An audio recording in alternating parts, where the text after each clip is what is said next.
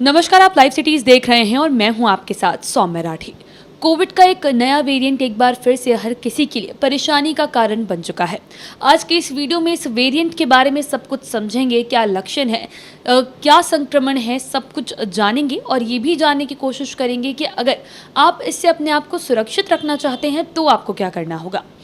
और इस मामले में जानकारी देने के लिए इस वक्त मेरे साथ बैठे हैं डॉक्टर राजीव रंजन, जो कि बिहार के सबसे जाने माने फिजिशियंस में से एक हैं। डॉक्टर साहब को आप पहले भी कई बार हमारे चैनल पर देख चुके हैं। सबसे पहले डॉक्टर साहब नमस्कार, बहुत बहुत स्वागत है आपका। नमस्कार सौम्या जी।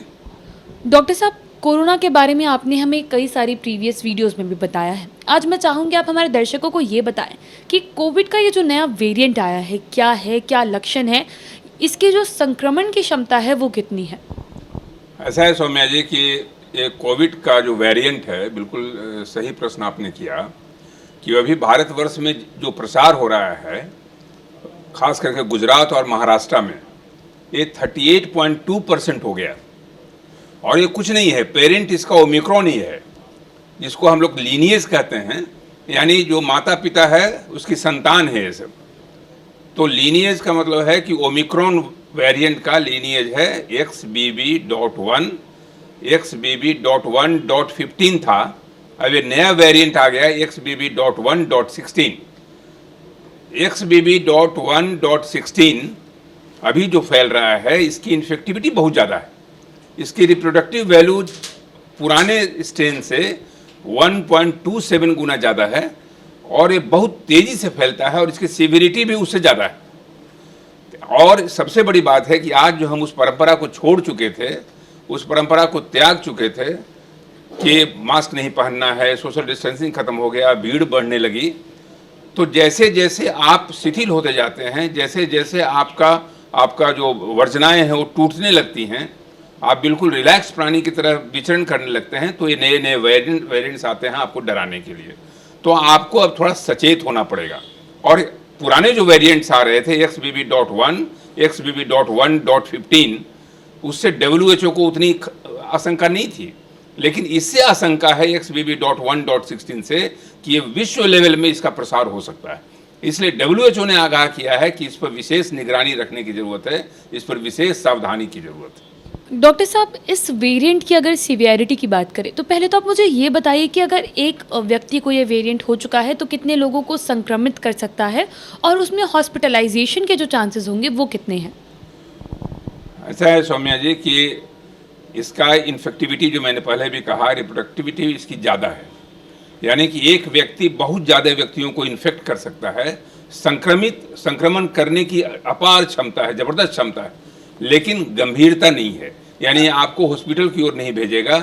शर्त यही है कि आपने टीका ले रखा है और बूस्टर भी ले रखा है। इसलिए सबसे यही गुजारिश की जाती है कि टीका जरूर लें और बूस्टर लें। और ख़ास करके वैसे लोगों में गंभीरता का अंदेशा ज़्यादा होता है जो या तो बच्चे हैं या 65 ईयर्स के ऊपर हैं या जिनको डायबिटीज़ है, हाइपरटेंशन है, कैंसर है, किडनी डिजीज है। तो ये सारी चीज़ों में आपको विशेष ध्यान रखने की ज़रूरत है। नहीं तो ये सिर्फ संक्रमण कर सकता है, लेकिन आपको अस्पताल तक पहुंचाने की क्षमता इसको अभी नहीं है, क्योंकि भारतवर्ष में सबसे बड़ी बात ये हो गई है कि यहाँ हाइब्रिड इम्यूनिटी हो गया।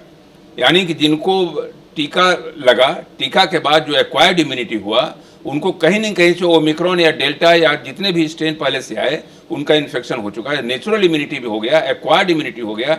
इस हाइब्रिड इम्यूनिटी की वजह से गंभीरता कम गई, अस्पताल में शांति है, एम्बुलेंस की आवाज़ नहीं सुनाई दे रही है, कराहें और चीखों की आवाज़ नहीं सुनाई दे रही है और आप महफूज नज़र आ रहे हैं।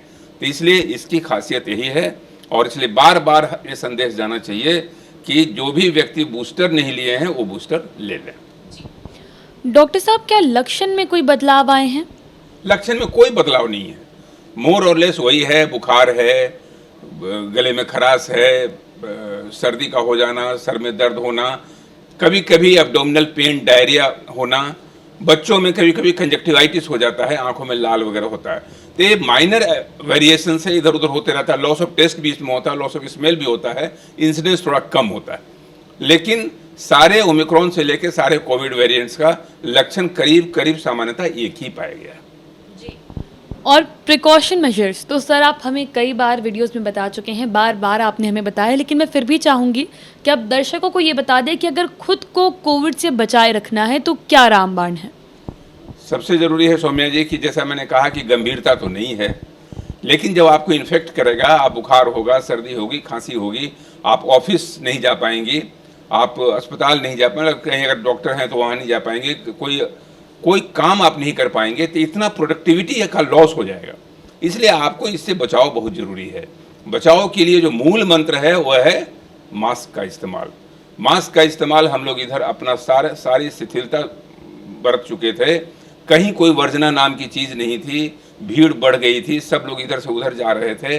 अब हमें सतर्क होना पड़ेगा, मास्क का यूज़ करना पड़ेगा, खास करके आप भीड़ वाले जगहों में जाएं। जब भी किसी सर्दी खांसी के मरीज से मिलें, मास्क ज़रूर पहन लें। मास्क का लिबरल सेवन, और जो पुराना था कि हाथ को सैनिटाइज करते रहिए, नाक और मुंह को बेवजह मत छूते रहिए, तो ये सारे कोविड एप्रोप्रिएट बिहेवियर के अंदर जो लक्षण थे वो करना है। जहाँ तक हो सके इसका मैक्सिमम संभव पालन करना है, क्योंकि ये सारे ओमिक्रॉन के संतान और कोविड के संतान लीनिएज के रूप में आते रहेंगे, आपको समय समय पर डराते रहेंगे।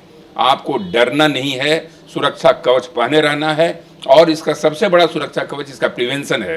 क्योर नाम की तो कोई चीज़ है नहीं है। जितना आप प्रिवेंशन रखेंगे, उतना ही आपको फायदा होगा और समाज को फायदा होगा।